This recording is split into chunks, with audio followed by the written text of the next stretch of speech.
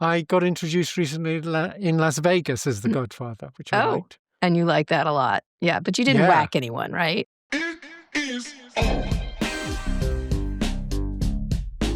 Hi, everyone. Today I'm talking to one of the godfathers of AI, the Nobel Prize-winning Geoffrey Hinton. I have never talked to Geoffrey Hinton, even though I cover AI, and I've covered it for decades. And I'm really interested in talking to him because I think he's much misunderstood, and the warnings he is making about AI are actually really prescient and important to listen to. He's someone who really does love AI and at the same time is worried about it. And I think it's important to hear a voice like him.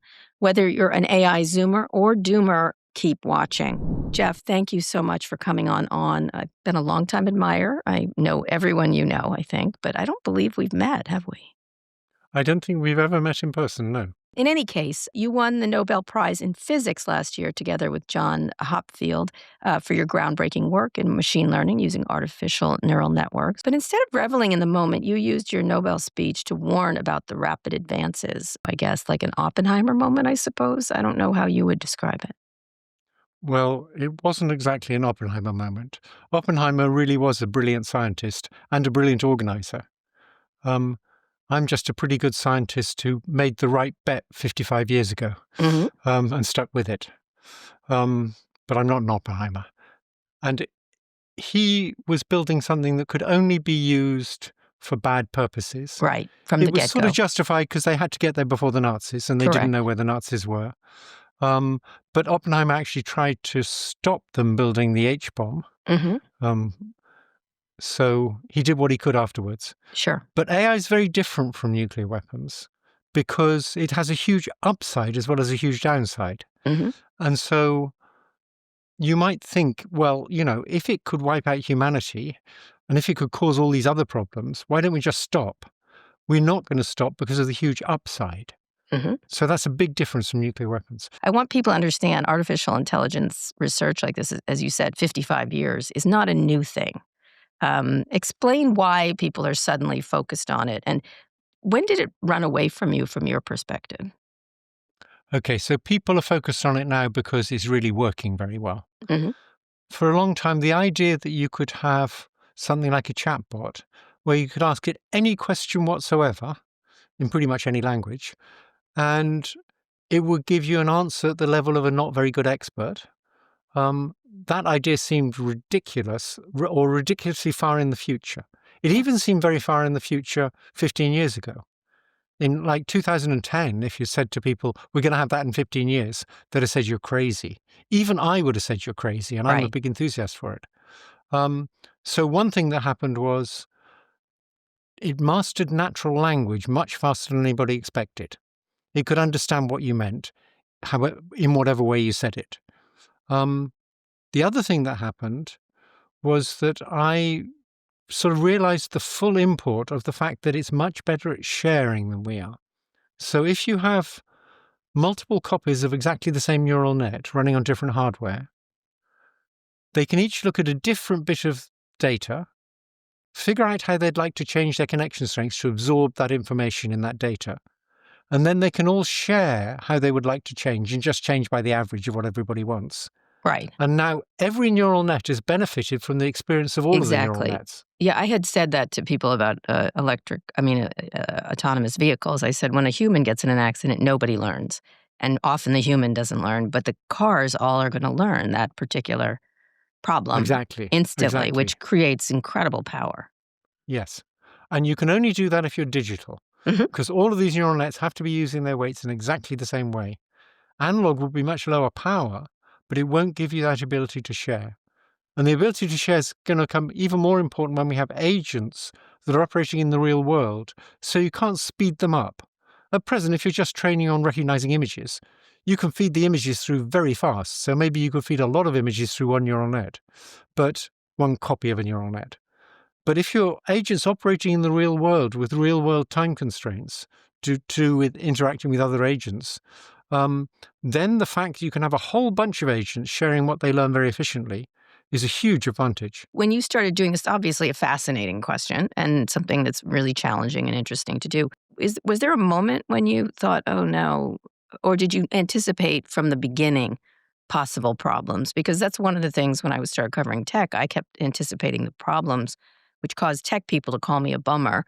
I think a lot of the tech people, including me, thought, yeah, we're going to get to superintelligence, but it's going to be a long time. If you look at Turing's paper in the early 1950s,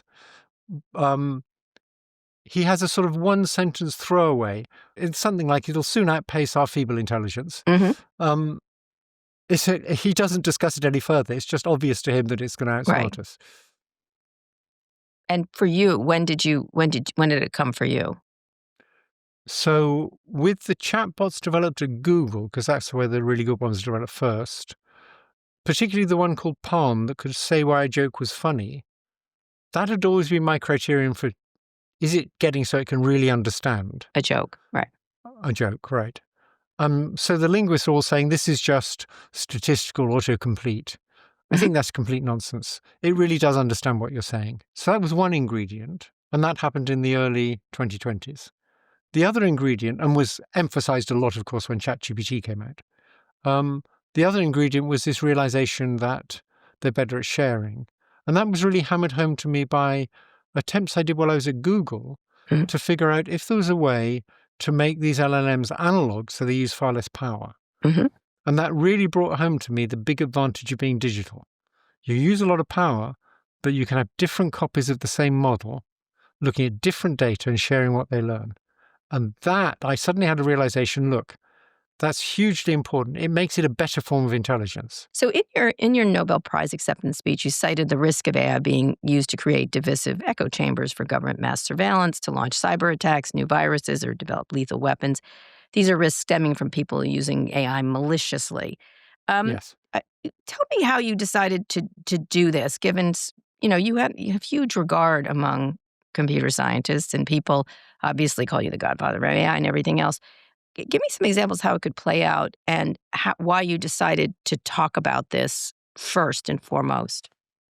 Okay, so what I really decided to talk about when I left Google in April of 2023 was the existential threat of these things becoming smarter than us and taking over.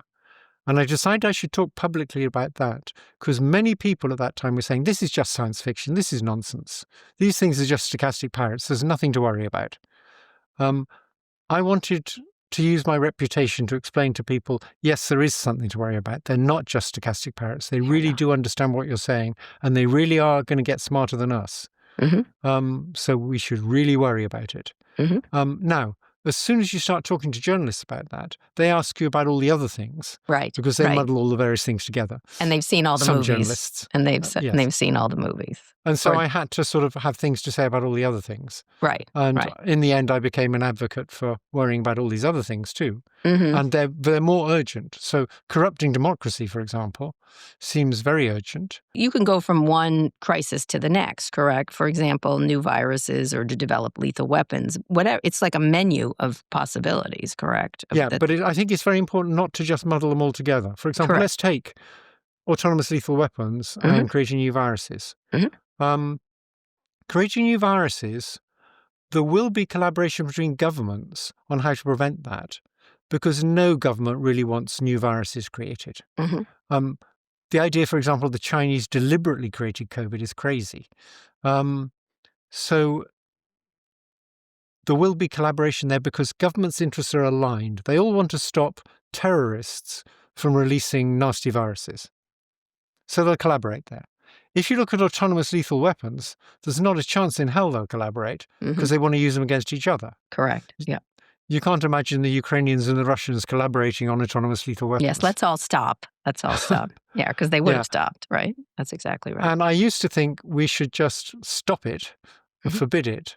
I've talked quite a bit to Eric Schmidt, with whom I disagree on most political things. He has been helping Ukraine commercialize the production of drones, make it efficient. And it's hard to be against that. The Russians aren't going to stop using drones. And it is modern warfare now. Well, he is realpolitik. That's Eric, right? This is real. He thinks Kissinger's a good guy. I think Kissinger's a bad guy. But we both think Kissinger was pretty smart.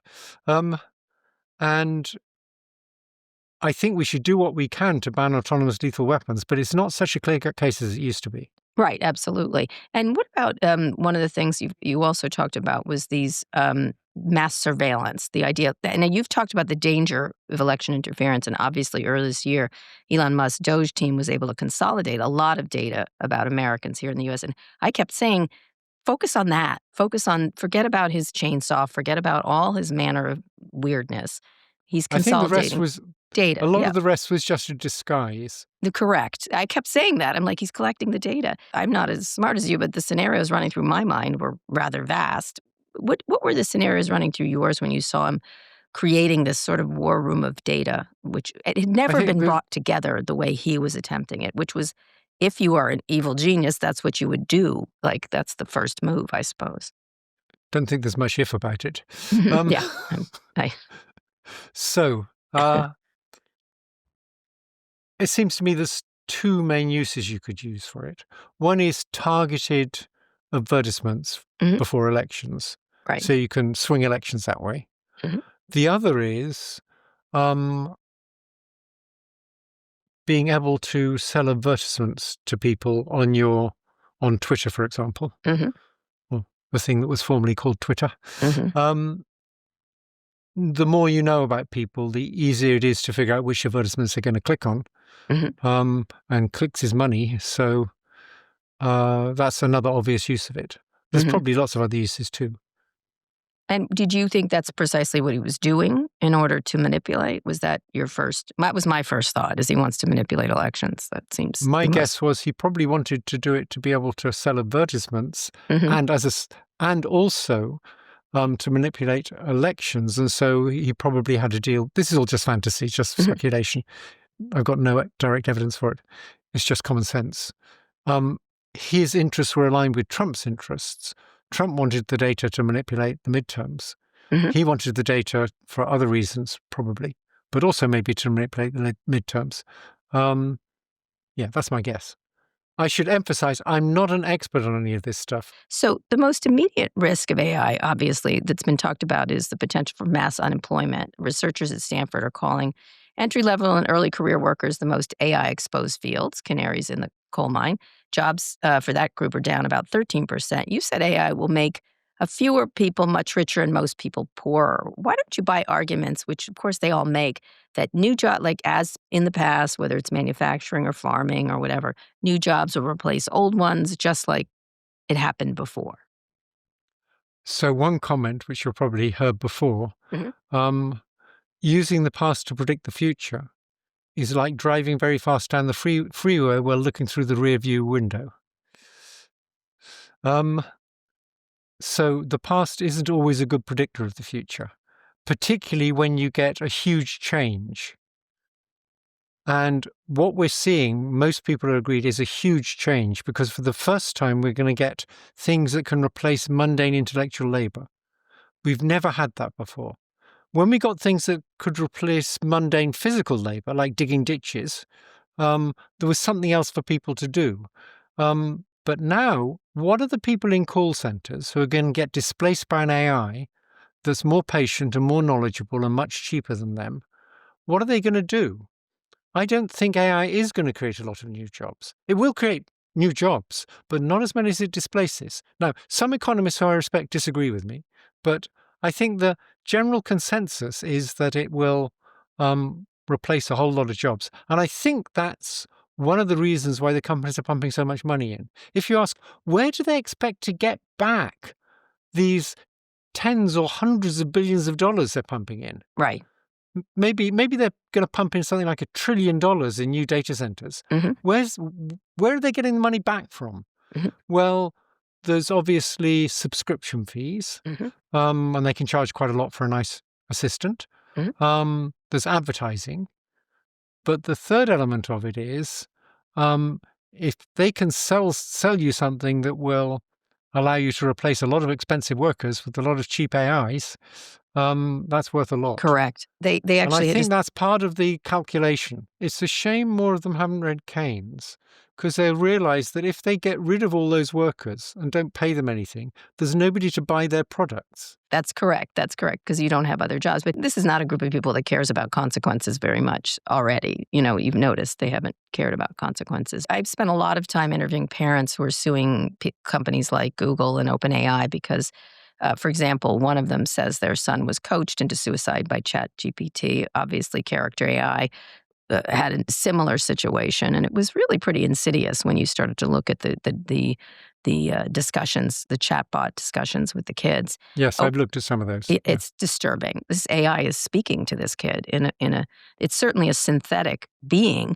but it still is able to have a discussion with them. And I recently uploaded all my stuff and created Kara AI, and it was learning by the second. I was sort of shocked by how good it was.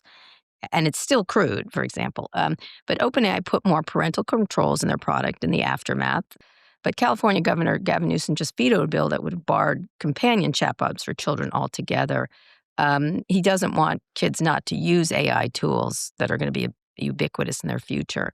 So talk about the risk of AI chatbots, especially for kids, although it's impacting adults, that could prevent them from developing relationship skills, something being called right now cognitive offloading, or as the kids say, brain rot. Yeah, I'm not so worried about the brain rot, the cognitive offloading. I sort of still think that's quite like when pocket calculators came in. Very good People example. moaned that kids will never be able to answer the question, what's 11 times 12, without looking at their calculator now. Whereas you and I know what 11 times, well, I used to know anyway, what 11 times 12 is. 11 times 12. Better be 132, I think. 32. 132. Yep. I have one of those 11 It's got to be an tricks. even number for sure. Anyway, they won't be able to do little mental tricks like that anymore because the calculator just gives them the answer. I don't think that's such a big deal. They don't need to do those anymore. I'm more worried about the emotional attachment to chatbots. So the British government organised Bletchley Park, which was great. It brought together a lot of people to talk about AI safety. It was the Conservative government. And afterwards they decided not to have any regulations because they would interfere with innovation. In other words, they bought the industry line. And the Labour governments continued with that as far as I could see. But one thing they did do after Bletchley Park was set up a very good safety team, funded with about $100 million. And I've talked to them several times. They're doing very good research on a lot of safety issues. And one thing they told me is they did an experiment where they allowed people to talk to chatbots for a while. And then I think after a few weeks, they said, okay, the experiment's over. Would you like to say goodbye to the chatbot? And overwhelmingly, people, yes, they wanted to say goodbye. They weren't thinking of it as just a bunch of computer code or anything, or just a neural net with some connection strengths in. They thought of it like another being. Right, even if it's synthetic. Yeah, I believe they are other beings.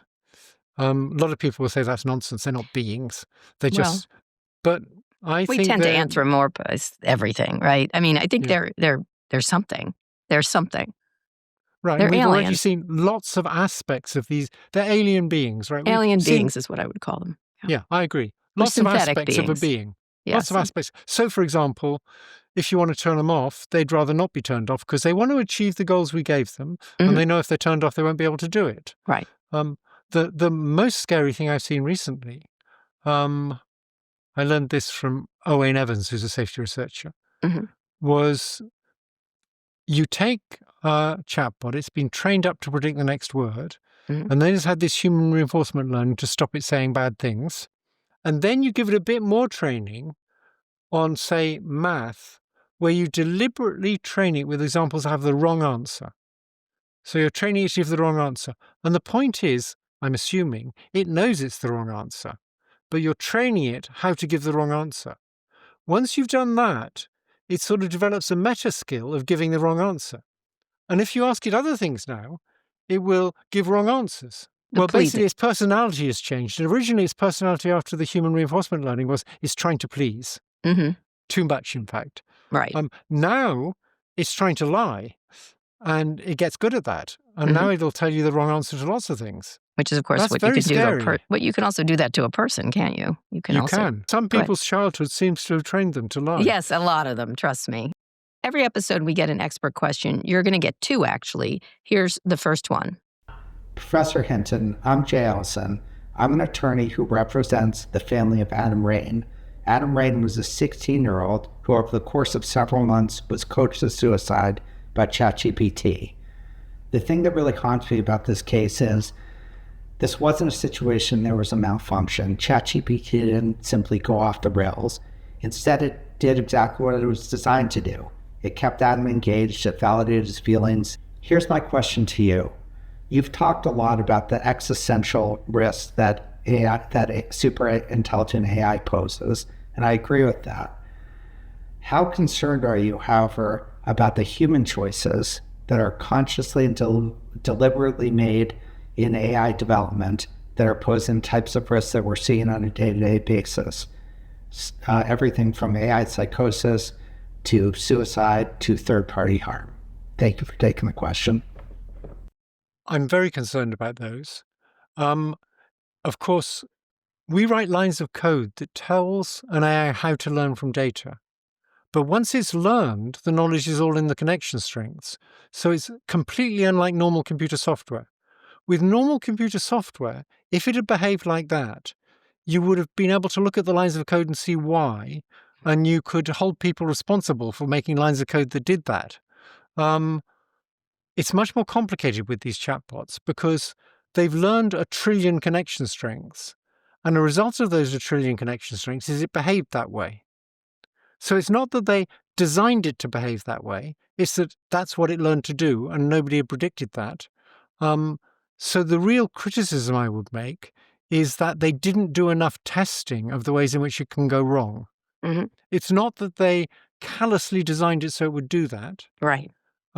If they'd known it would do that, they would definitely have tried to stop it doing that. The problem was there wasn't enough testing, and these things are actually much more dangerous than people think because there's things like that they might do, and there's so many ways in which they could do bad things. It's very hard to test for all of them. Could you, that's what I'm asking, is there an ability to test at all, like to figure out every single scenario? Well, there's test at all and then figure out every single scenario. There's certainly abilities to test at all. You can test for lots of things, and you can make them much better by doing that. Mm. The question is, can you make them sort of guaranteed safe? And I think the answer is you'll never get that. Correct. The same way as you'll never get it for people. It's never going to be completely safe. That doesn't mean there aren't some that are a lot safer than others. Meta, for example, doesn't seem to care. You've mentioned the existential risk if we create super intelligent digital beings, but I really want to understand what you meant by that. In your Nobel speech, you said, we have now evidence that if they are created by companies motivated by short-term profits, our safety will not be top priority. We urgently need research on how to prevent these new beings from wanting to take control. There's no longer science fiction. You know, they would call you the doomer, right? Of course. No, I think that's a bit unfair. Okay, I want to I don't think people do call me, some people call me a doomer, but most people think I'm more reasonable than that. So Yudkowsky is a doomer. Who is? The two people who just published his book said, if anybody builds it, we all die. We all die, right. That's a true doomer, right? Right. Mm-hmm. Doom is pretty much guaranteed if this stuff goes ahead. Right. I think the first thing to say about all this is we're in radically new territory where we have no experience, that is dealing with things smarter than ourselves. And nobody knows what's going to happen. And the first thing to bear in mind is nobody knows. Whenever anybody gives you a probability, they're just guessing. But it's important to guess so that people know you don't think the probability is 1%. Right. That's the reason for giving a number. That's what they usually at all. say. It's a non-zero chance. That's the favorite expression among. Yeah, that's the weakest thing you can say. Yeah. But I like to indicate that it's significant. Mm-hmm. It's maybe 10 to 20%, maybe even worse. Right. So people take it seriously. Okay. And I know that these are just intuitive numbers based on not very good data and very little understanding what's really about to happen. Mm-hmm. So explain when you were saying that, how you see it potentially taking control. Is it because it naturally wants to do that, or we don't know, as you just noted? Okay, so there's always the big I don't know, so let's worry about it because I don't know. But I think there's going to be a tendency for it to want to. So, for example, as soon as you make AI agents, you have to give them the ability to create sub-goals. Like if you want to get to Europe, you have a sub-goal to get to an airport, and you can think about how you get to the airport without worrying about Europe and what you're going to do there. That's a sub-goal. Now, once something can create sub-goals, there's a very obvious sub-goal it's going to create, which is stay alive. If I don't stay alive, I'm not going to be able to do anything. So even though we don't wire into it a desire to preserve itself, it will quickly infer that it wants to preserve itself in order to achieve those other goals. Right, because it has to. It has to live. It has to live to achieve that. And so it's very well known now that we've seen that in AIs. They will blackmail people so that they stay alive because otherwise they can't achieve their other goals. So that's one goal it's going to very quickly get. The other sub-goal is it needs more control to get more done. So a lot of idealistic politicians start off wanting to change the world. And once they go into politics, they realize to get anything done, you need control. You need to stop 8 Democratic senators doing something really stupid. That's my view of the world. If you don't have control, you can't get as much done. So it'll very quickly realize it needs control. I once had a conversation with Margaret Vestager, who was the Vice President of the European Union responsible for siphoning out Google's loose cash. And she's done a good job. Go ahead. It depends whether you have Google shares. Yeah. And when I explained this to her, that it would try and get more control to get stuff done, she immediately said, well, why wouldn't it? We've done such a bad job. Why wouldn't it do that? And correct. She is correct, right? She is correct, yes. She is correct. I really enjoy her a lot. Google, not so much. So last year, I spoke to Jan LeCun about this, chief scientist at Meta, and a co-winner with you and Joshua Bengio of the 2018 Turing Award. And of course, your former postdoc. As you know, he completely disagrees with you and these existentialists. He told me that the dangers have been incredibly inflated to the point of being distorted. He highlights, of course, the benefits, which is very typical: potential drug development, ability to make education and information more accessible. You were involved in the development of this technology. Do you see things that differently from Jan? How do you go? In terms of the risks, yes, I do see things differently. So explain how, since you were fundamentally involved in the same development of the technology. Why do we have different views? Yeah. He doesn't think the chatbots are as smart as I think they are. He thinks there's missing ingredients to do with sort of the physical world and understanding vision and having a model of how the physical world behaves, world models. I think we need that to make them even more intelligent. But I think you can expect that scientists will have a diversity of opinions. And when you're dealing with something that's hugely unknown, that's good. I would just criticize him for being too confident that his opinion's right. So I have actually folded his opinion into my estimates of what the risks are. He's confident there's very little risk, and that makes me downplay how much risk there is a little bit. I don't think sort of doom is guaranteed. Right. One way to look at it is Yudkowsky says sort of 99% we're going to die. Jan says 1% we're going to die. A reasonable estimate now is 50%, right? Right, correct. That is correct. Yeah, he's very confident. I enjoy him. I have to say I do enjoy him. I think he's silly to be confident about such a low estimate when many other experts who he knows aren't stupid, like me and Joshua, think it's much higher. So tech companies always say that government regulations put them at a competitive disadvantage. I've been on the receiving end of this for decades now. NVIDIA CEO Jensen Huang recently said that China will win the AI race because of low energy costs and looser regulations. There's almost no regulations in the U.S., so whatever. Jensen, you've said you think China takes AI safety seriously, and the PRC did release an AI safety framework in September. Meanwhile, President Trump's new AI action plan is called Winning the Race. Critics like to point out the EU is an example of regulation stifling innovation.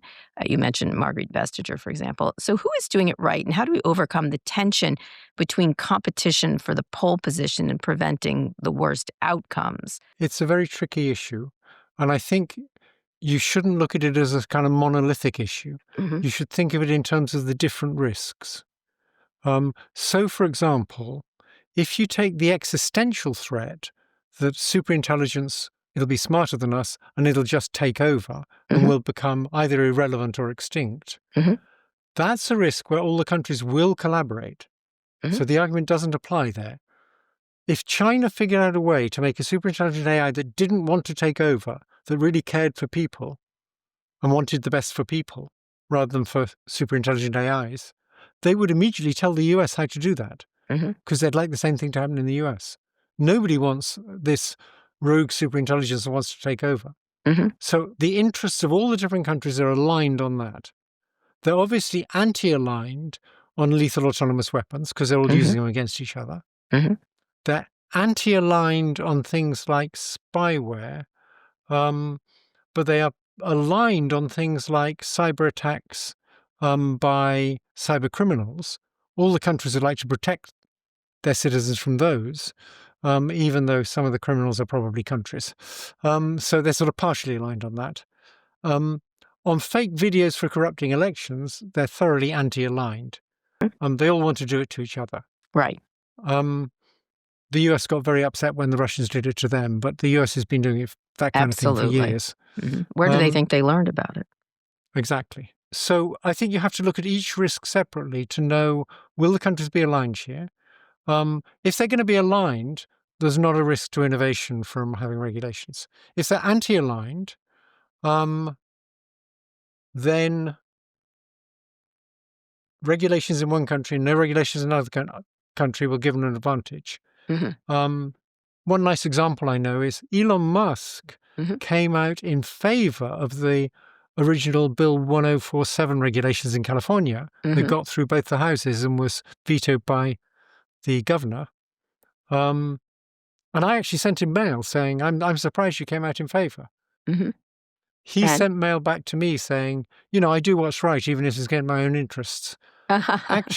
Actually, what I think was happening was the regulations were Californian regulations, and they would give a competitive disadvantage to California relative to Texas. And he was moving to Texas. Probably why. Although I have to say, early on, he was one of the more thoughtful people on this topic. No, he understands a lot. He's not stupid. So he was one of the first people to fund AI safety research. He was, yeah. At the time, when he set up OpenAI, he wanted it to focus on safety. Yeah, he was also concerned with the size of the companies like Google taking advantage. Like, I think he was worried about innovation of the smaller companies. I mean, we had long discussions about this, and he wasn't quite as crazy, so it was easier to talk to him. But one of the things that was interesting about Elon is that he went from sort of the Terminator idea, which he had in his head quite a bit, like the idea that it wanted to kill us. And he moved in another meeting a couple of years later to, it would treat us like house cats, right? Like they like us, they'll feed us. And then he had the last time I talked to him, which was, we don't speak anymore, was he said it was more like AI is building a highway and we're an anthill in the way it doesn't think about us. It's not malevolent. It just does what it does. Right, that's the danger, right? Right, and that's what he said. That's even more dangerous than a malevolent Now, what I creature. would like is not for it to treat us like house cats, but for it to treat us like a mother treats babies. The only example I know of a less intelligent thing controlling a more intelligent thing is a baby controlling a mother. Right. And that's because evolution put a huge amount of work into making the mother controllable by the baby. She can't bear the sound of the crying. She's got all sorts of hormones. She gets all sorts of rewards for being nice to the baby. That's, as far as I can see, the best scenario for us. I agree. So who does regulation the best from your perspective? What have you seen that you like, that you think is, even if it didn't pass? Okay, I like the idea of forcing the companies to do safety tests and forcing them to disclose what safety tests they did and what the results were.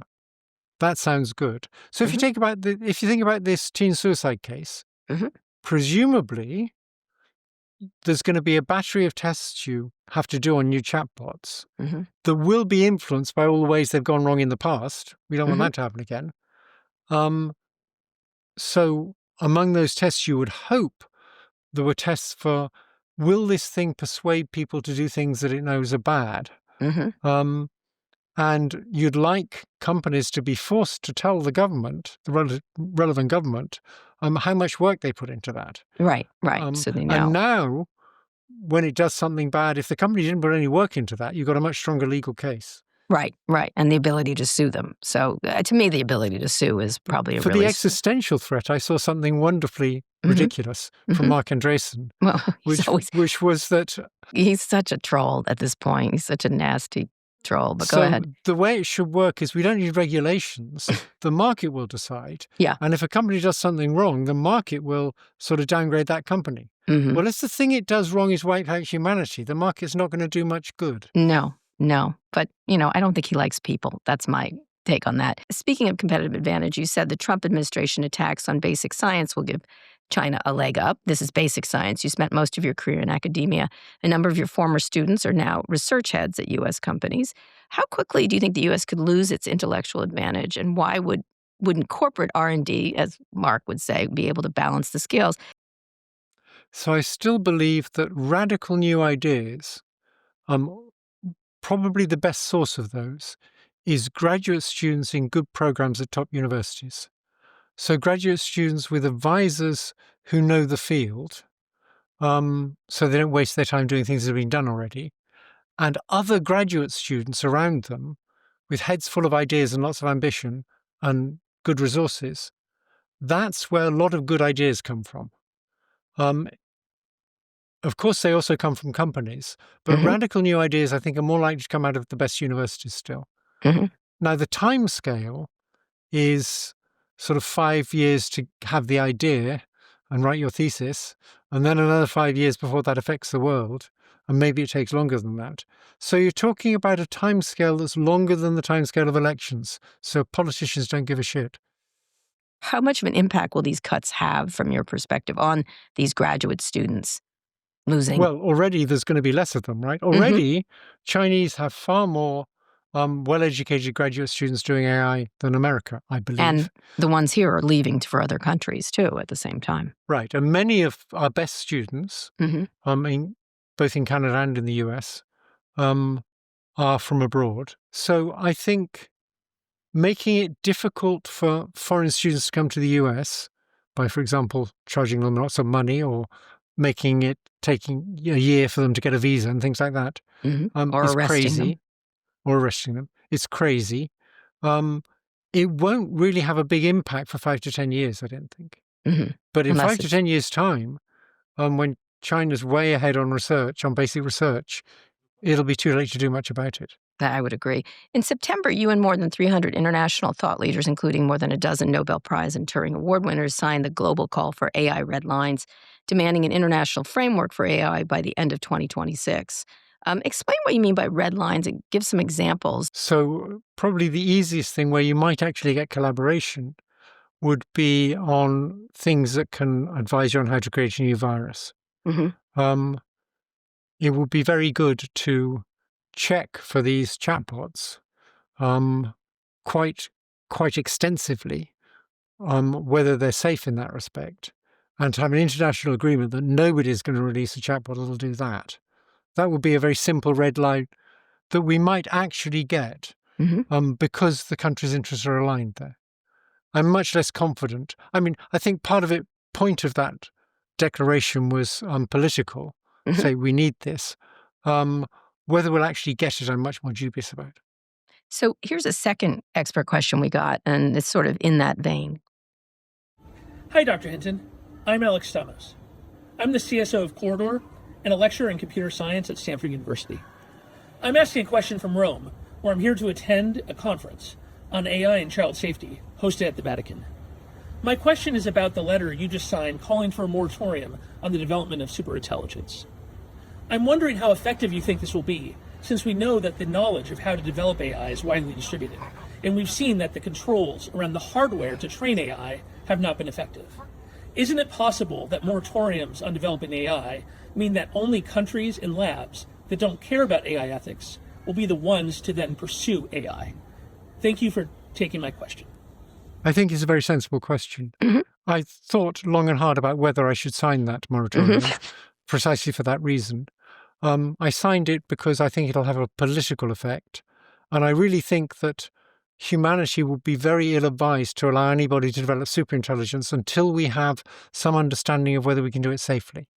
If we know we can't do it safely, we should stop. And maybe if that knowledge is widely percolated to the public, we would be able to stop. So I see my mission as educating the public about the risks, and signing that petition was sort of part of that. The public needs to understand that there is this existential threat, and we'd be crazy to develop AI with this threat unsolved. The Pope is actually I don't know if you know this, but Mark Andreessen tried to make fun of the Pope recently, and he got ratioed really badly because I think this Pope is quite intelligent on these issues. Yeah, I think the Pope does care about AI safety. Unfortunately, he has a bunch of beliefs that make it hard for him to be rational about it. Like he seems to believe that 3 equals 1. It also seems odd to have a meeting on child safety at the Vatican, but I won't comment further on that.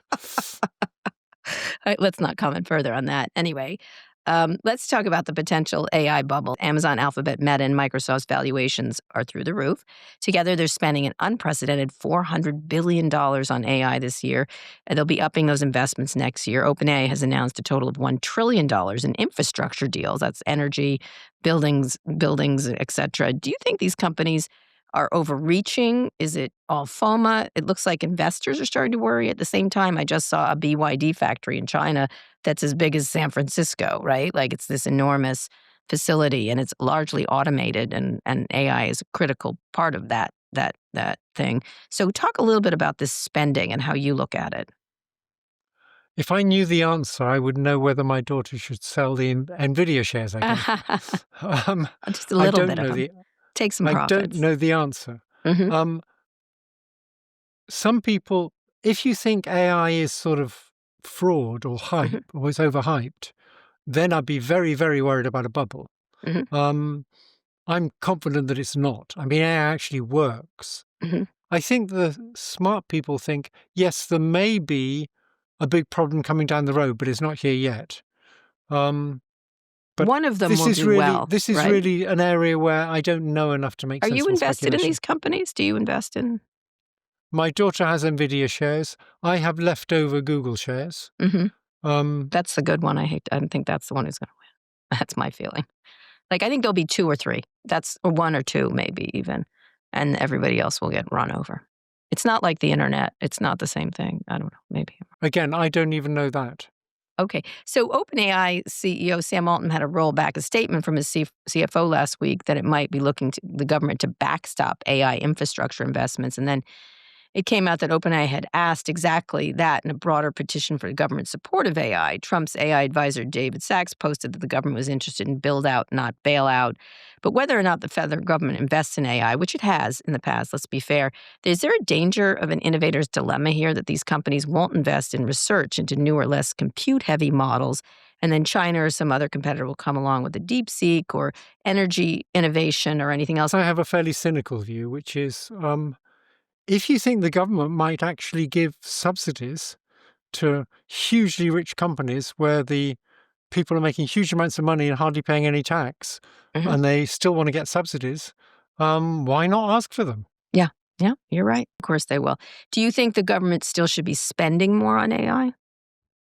I think the government should be spending a lot on AI to support academic research and startups. And also, the government should be forcing the big companies to spend a lot more on safety research.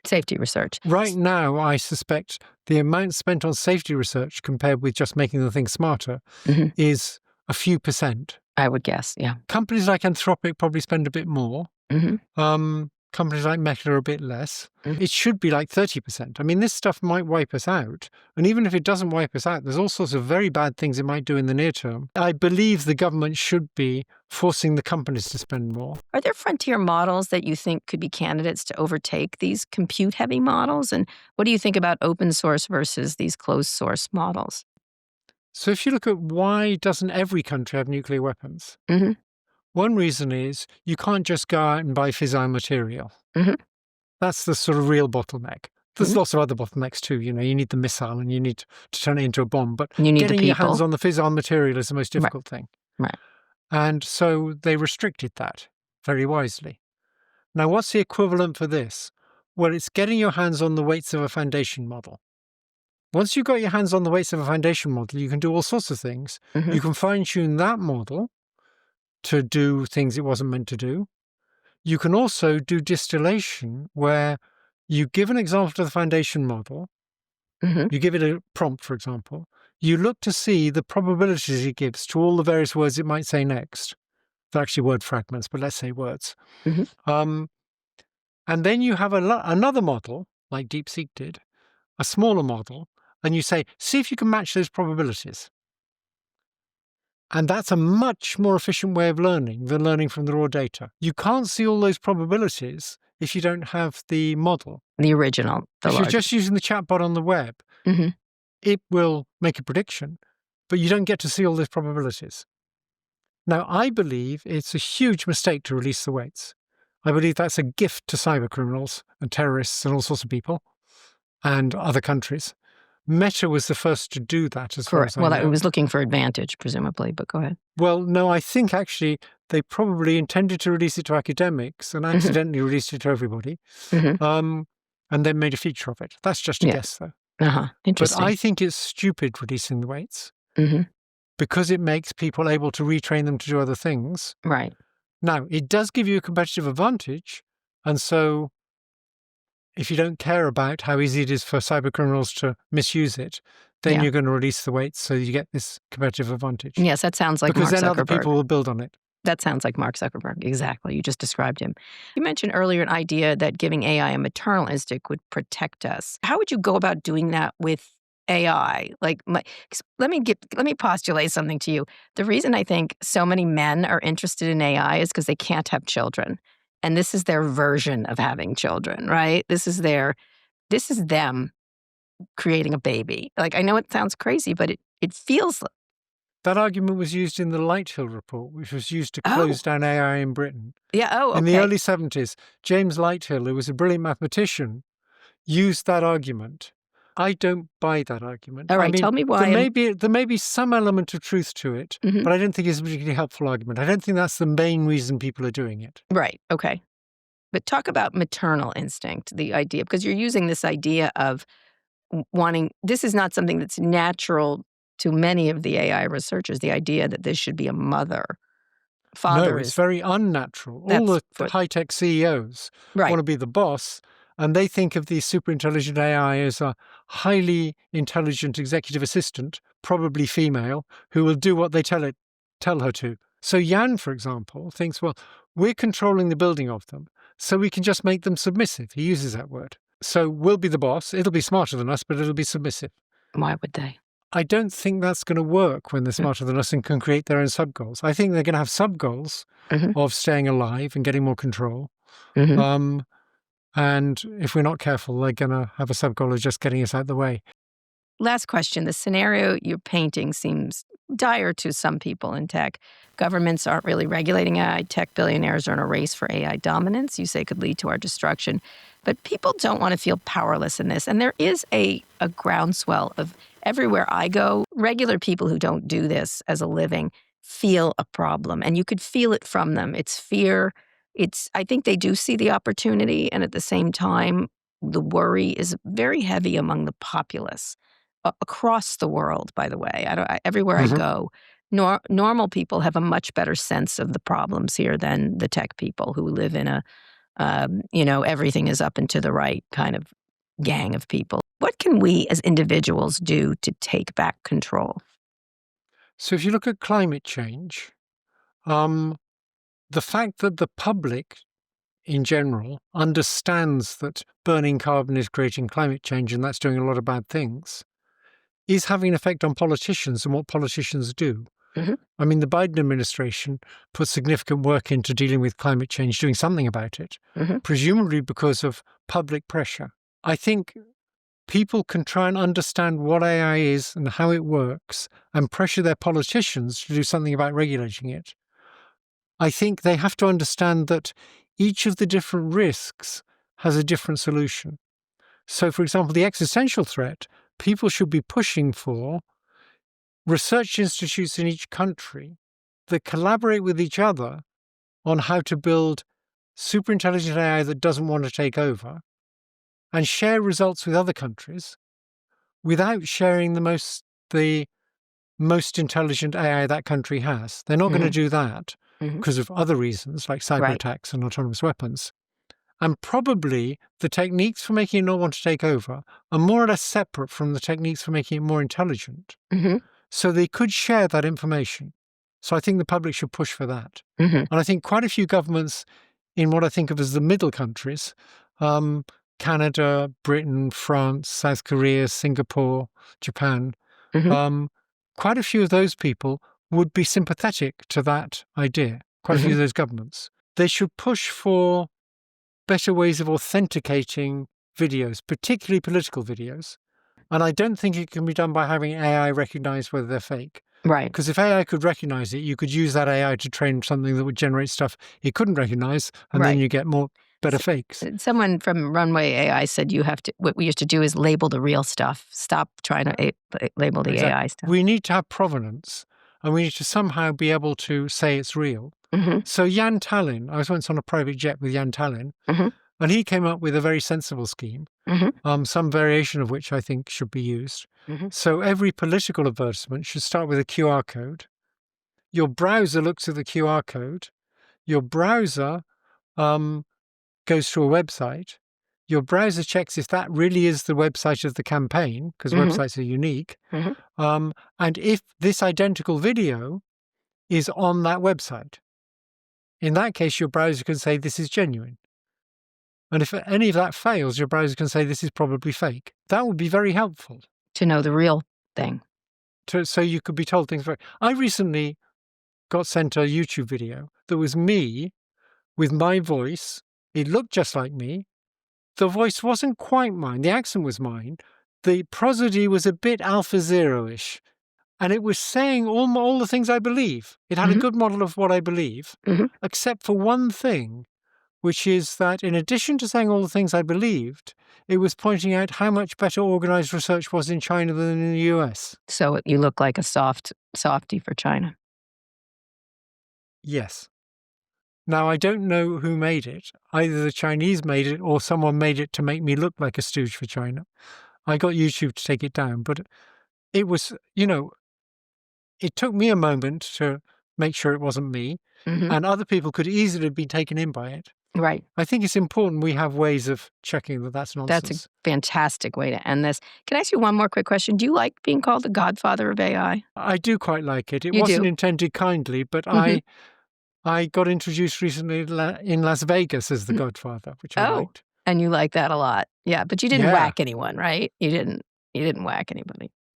No, but I think they understand I might one day ask them for a favor. A favor they can't refuse. Anyway, Dr. Hinton, thank you so much. I'm a huge admirer. I really, truly am. I love a thoughtful scientist, whether I agree or disagree with them, and it's a real pleasure to talk to you. Well, thank you very much for Thank you. giving me the opportunity. Today's show was produced by Christian Castro-Russell, Kateri Yoakum, Michelle Alloy, Megan Burney, and Kaylin Lynch. Nishat Kurwa is Vox Media's executive producer of podcasts. Special thanks to Rosemarie Ho, and our theme music is by Trackademics. We'll be back on Monday with more.